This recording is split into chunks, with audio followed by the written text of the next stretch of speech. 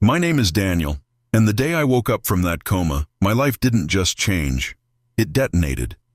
The first thing I saw wasn't a doctor. It wasn't a nurse. It wasn't my family. It was an empty hospital room.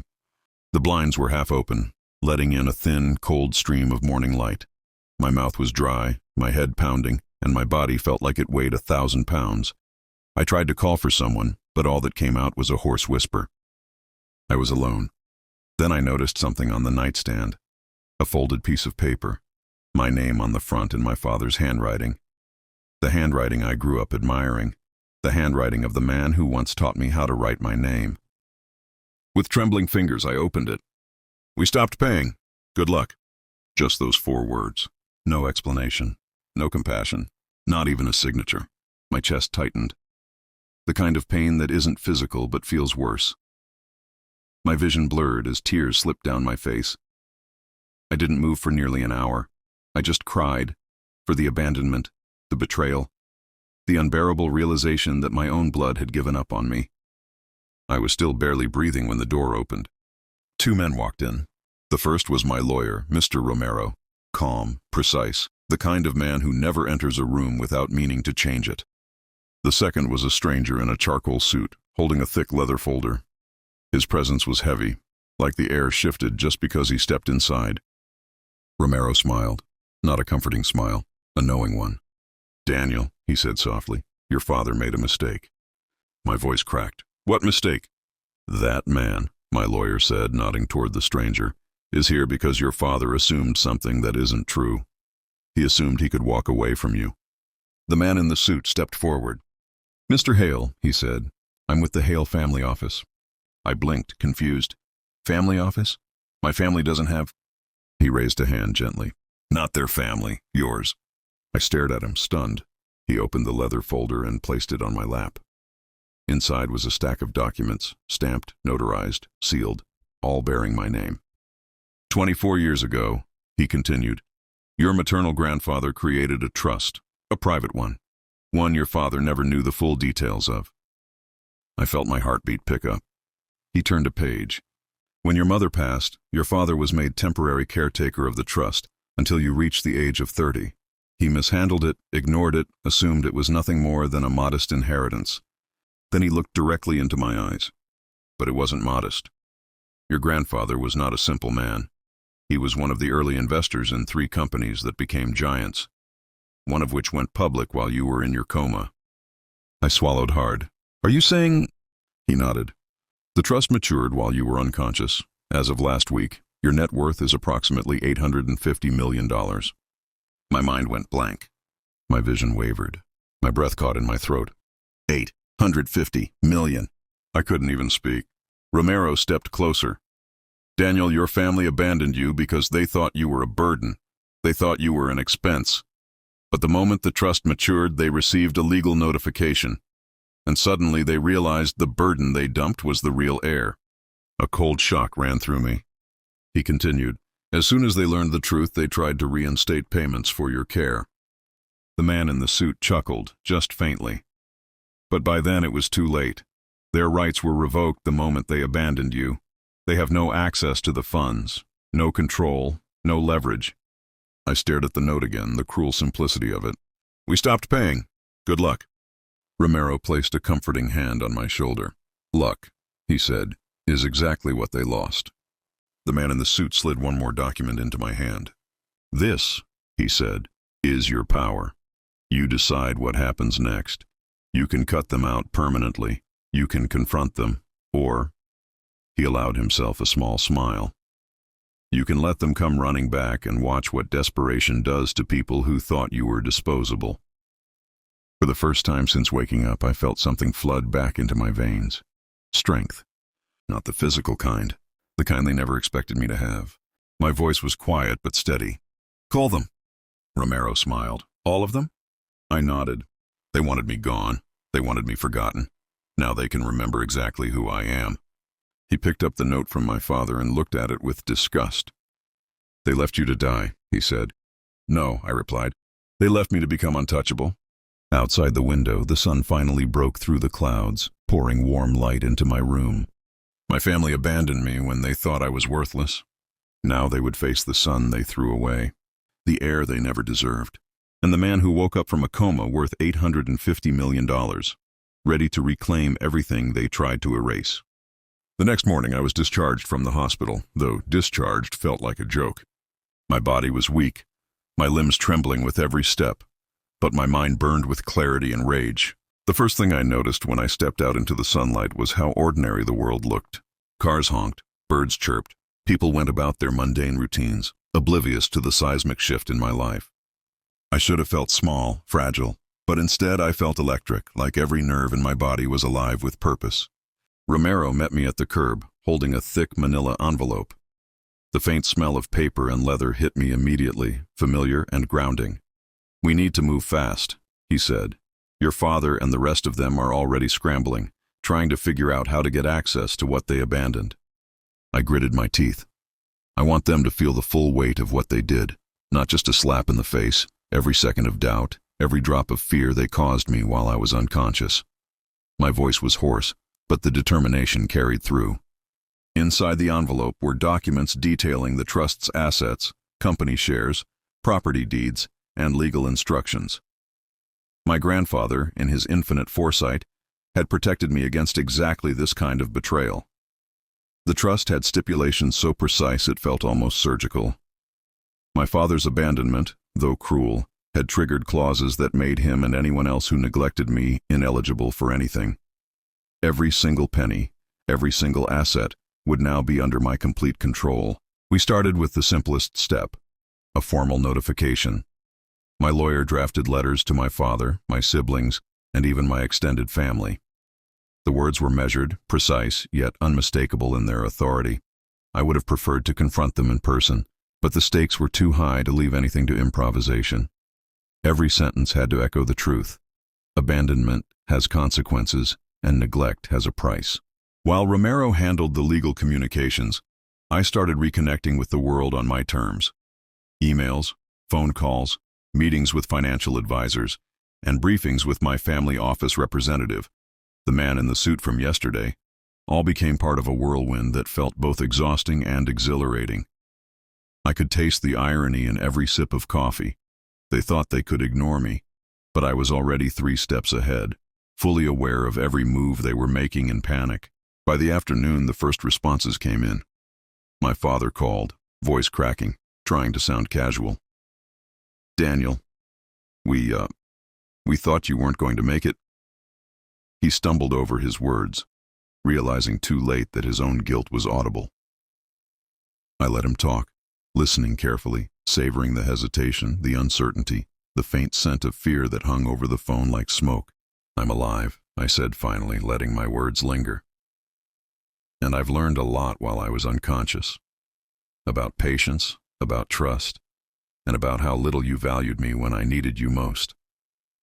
There was silence on the other end. He hadn't expected that, hadn't rehearsed for the son who had grown untouchable in 24 hours. Next came my siblings. Their emails were desperate, begging for reconciliation, explaining their ignorance, pretending they hadn't known. Every carefully chosen word reeked of fear and calculation. They had finally realized that the person they abandoned was now the one holding all the cards. Romero advised patience. "Don't reply too fast. Let them stew. Let them recognize what they lost." And I did. I let the hours stretch, letting their anxiety ferment into something they could feel physically. It was intoxicating, the justice that comes from power finally reclaimed. By evening, I had a full picture. My family was scrambling, panicked, and utterly exposed. They had made the cruel mistake of abandoning me, thinking they could cheat fate. Instead, fate had delivered me back to myself, stronger, wealthier, and completely untouchable. Sitting in my study, the faint smell of old leather and ink from the folders around me, I allowed myself a moment of satisfaction. They had abandoned me in my weakest hour. They had assumed that my coma meant the end. But the truth, the secret my grandfather had built into his trust, had made them powerless. And the irony, sweet and sharp, was that they would now have to confront the son they tried to erase from their lives. I poured myself a glass of bourbon, the smoky scent filling the air, and toasted silently to the memory of betrayal. "Here's to you," I whispered. "And here's to the reckoning you never saw coming." The game had changed. I was no longer the helpless son, the passive family member. I was now the heir, the force they had tried to erase, the living embodiment of consequences. And over the next days, the pressure would build, legal letters, phone calls, and personal visits, all escalating to the moment when my family would have no choice but to face the truth.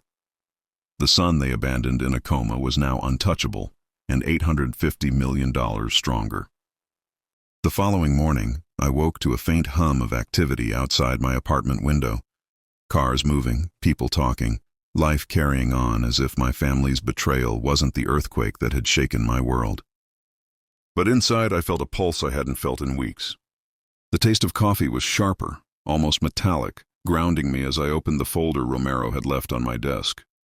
Every page smelled faintly of ink and leather, but more importantly, every line carried power. The power my family had tried to strip away. Romero arrived mid-morning, calm, precise, and lethal in his quiet way.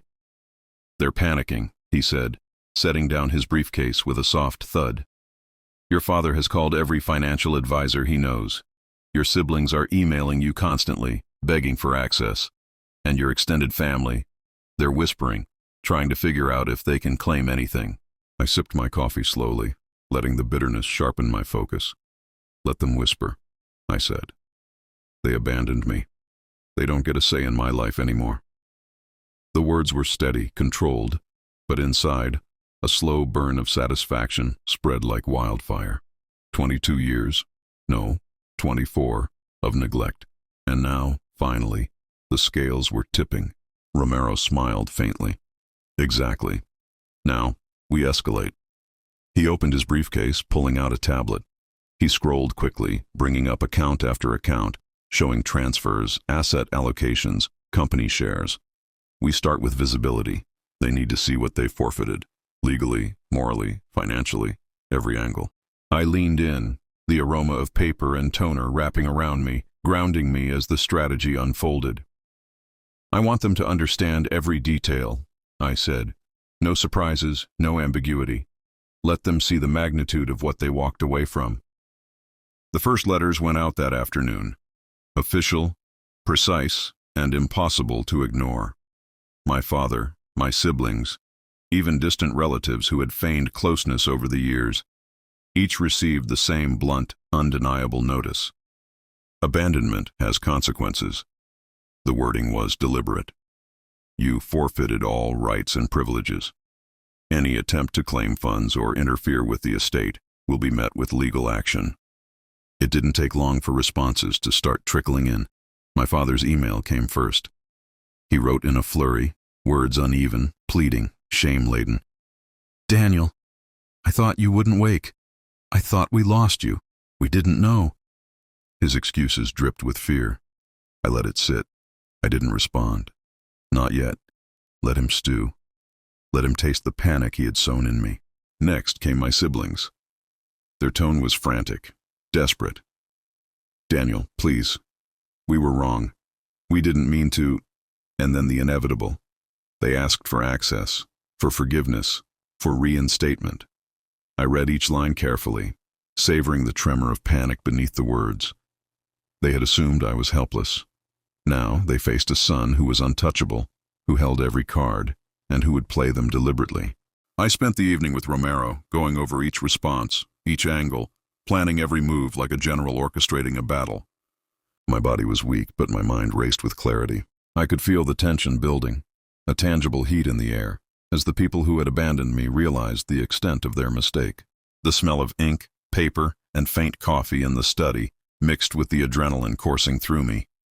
I had waited years for this, consciously or unconsciously, and now it was happening. The following day, I received a call from my father. He was quieter than before, voice low, almost reverent. "Daniel, can we talk?" he asked. I let silence stretch before responding. "Yes," I said finally. "But you need to understand, this isn't about reconciliation. It's about accountability. 24 hours of letters, emails, and notices aren't enough to erase what you did. He swallowed audibly. I understand. I didn't know. His voice cracked. I thought I was doing the right thing. You thought, I said, letting the word linger like a scalpel. You abandoned me because you assumed you knew better. You failed to recognize the sun in front of you. And now, everything you thought you controlled is gone. I scheduled a meeting, not at my apartment, not at the hospital, but at the offices of the Hale Family Trust. They arrived, one by one, their faces pale, their steps hesitant.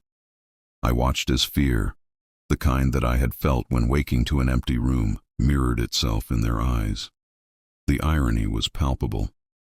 The air smelled faintly of polished wood and leather in the boardroom, but the real scent was tension, sharp, intoxicating, and satisfying. I began, my voice calm but authoritative. You walked away. You abandoned me in my weakest hour. You assumed I was gone. You assumed I had no value. But the truth is that you miscalculated. The trust matured, and every asset you thought you controlled is mine, legally, financially, irrevocably. My father opened his mouth, then closed it.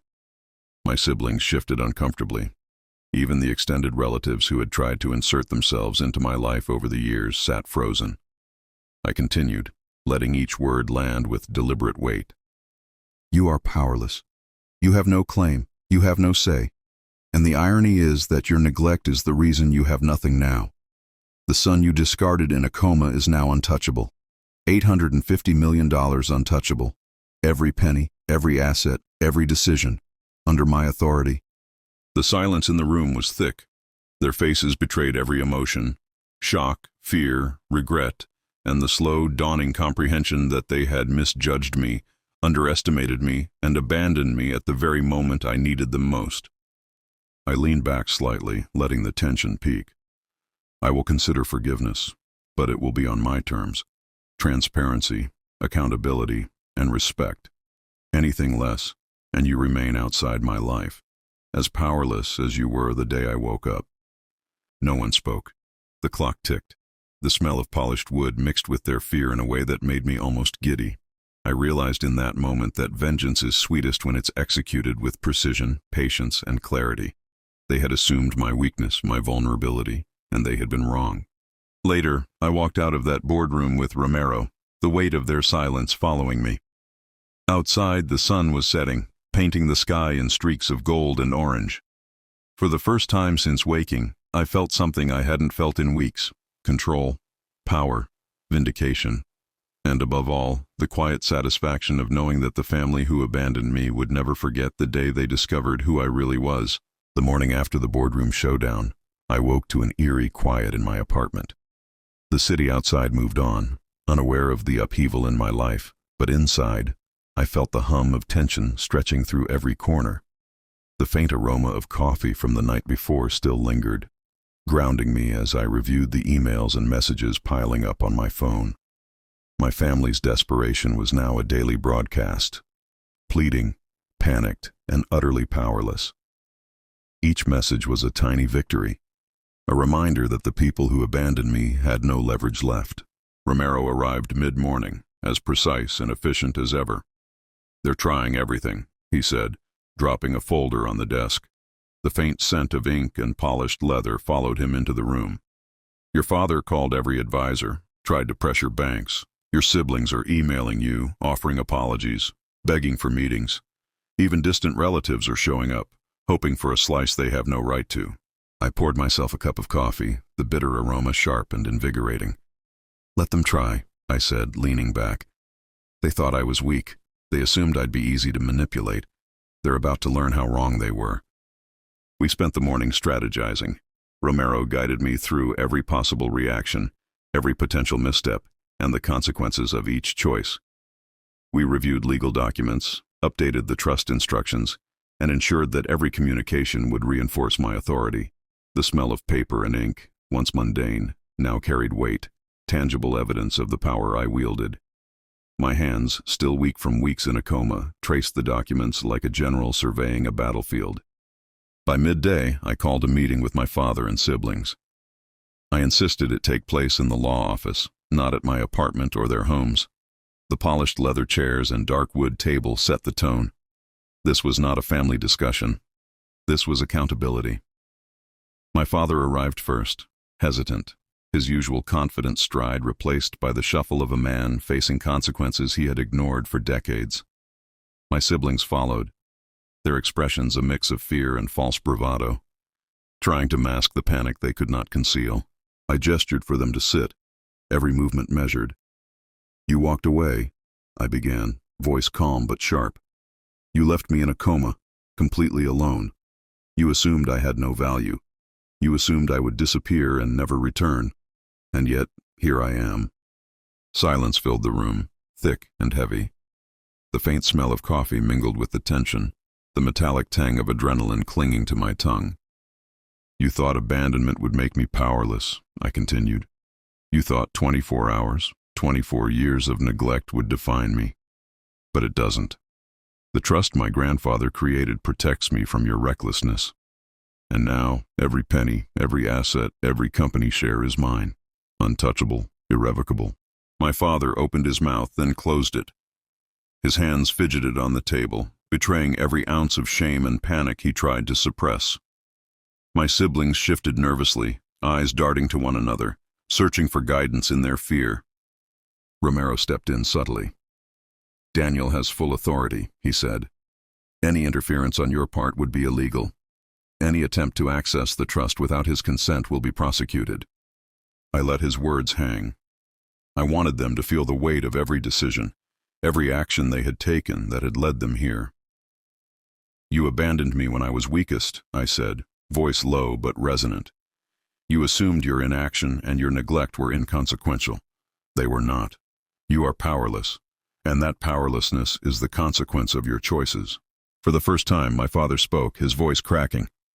"Daniel, we didn't realize." "You didn't realize because you didn't care," I interrupted gently, each word deliberate, precise.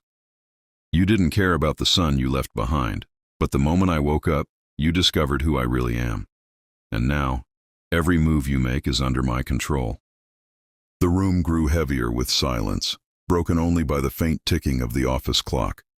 My siblings looked down at the polished wood table, tracing invisible lines with their fingers, avoiding my gaze. I could almost taste their panic, tangy and metallic, and it was intoxicating. Their fear was deserved, their helplessness, a reflection of the choices they had made. Then I leaned back, letting a moment of calm wash over the confrontation. "I am willing to forgive eventually," I said, voice softer now, almost reflective. "But it will be on my terms. Transparency, accountability, and respect. Anything less, and you remain outside my life, powerless and forgotten." The subtle shift in energy was palpable. My family realized that I was not the child they had abandoned. I was the man they had underestimated. The son they tried to erase from existence was now untouchable, fully in control, and ready to dictate the rules of engagement. As they left the office, their expressions a mix of humiliation and cautious hope, I felt a strange sense of closure. The house of betrayal had crumbled, not with anger, but with precision, patience, and strategy. Outside, the sun had fully risen, bathing the city in golden light. It smelled faintly of wet asphalt and pine, the scent of a world moving on, unaware of the reckoning that had just occurred within its quiet streets. Alone with Romero, I allowed myself a slow, deep breath. "This isn't over," I said, "but for the first time the balance is restored. They will not forget today, and I will never forget what it felt like to wake up abandoned." Romero nodded, placing a reassuring hand on my shoulder. "You've turned their betrayal into your advantage. That's power." I looked out the window, the sunlight warming my face, and realized he was right. I had been powerless once, abandoned once. But the truth, the law, and the foresight of my grandfather had combined to create a force even they could not touch. And now, fully awake, fully aware, and fully untouchable, I understood the most important lesson. Betrayal is temporary. Power, when seized with precision, is permanent. By the time evening settled over the city, a strange calm had replaced the tension in my chest. The sun dipped low, painting the skyline in deep orange and crimson, the faint scent of wet asphalt and distant rain drifting in through the window. I sat at my desk, the folders of documents stacked neatly beside me, each page a testament to the life my family had tried to erase, and the life I now fully commanded. $850 million wasn't just a number. It was proof that abandonment carries consequences, and that betrayal, no matter how long buried, eventually meets its reckoning. Romero arrived quietly, placing a steaming cup of tea on the desk. "They've all received the final notices," he said. "Your father, your siblings, everyone, legally, financially, morally, there's nothing they can do. The trust is ironclad, the assets are untouchable, and they know it." I nodded, taking a slow sip. The warm liquid flowed through me, grounding me in the reality of everything I had regained. "Good," I said. "They need to understand fully that what they abandoned is no longer theirs to manipulate, that the son they left for dead is now untouchable." Romero's gaze held mine. "Do you want them to apologize, or do you want to keep them at bay entirely?" I leaned back in my chair, letting the leather creak beneath me. "I want them to see the consequences. Apologies mean nothing without understanding. Fear, humility, accountability, those are lessons they must feel, and they are feeling them." The phone rang. I glanced at it, expecting another frantic call from a distant relative or a desperate sibling. It was my father. I let it ring twice before answering. "Daniel," he said, voice quiet, almost reverent. I don't even know where to start." "You start with honesty," I replied evenly. 24 years of neglect doesn't get undone with a single conversation. You abandoned me. You left me alone in a coma. You assumed I had no value. And now you're finally realizing the truth. His silence was deafening. I could almost feel him weighing his words, trying to measure them against the reality he had ignored for decades.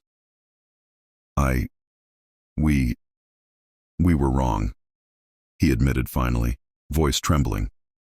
"I never should have—" "Exactly," I interrupted, letting the word hang. "You were wrong, and now you live with it. Your negligence, your assumptions, your abandonment, all of it has consequences, and the consequence is clear.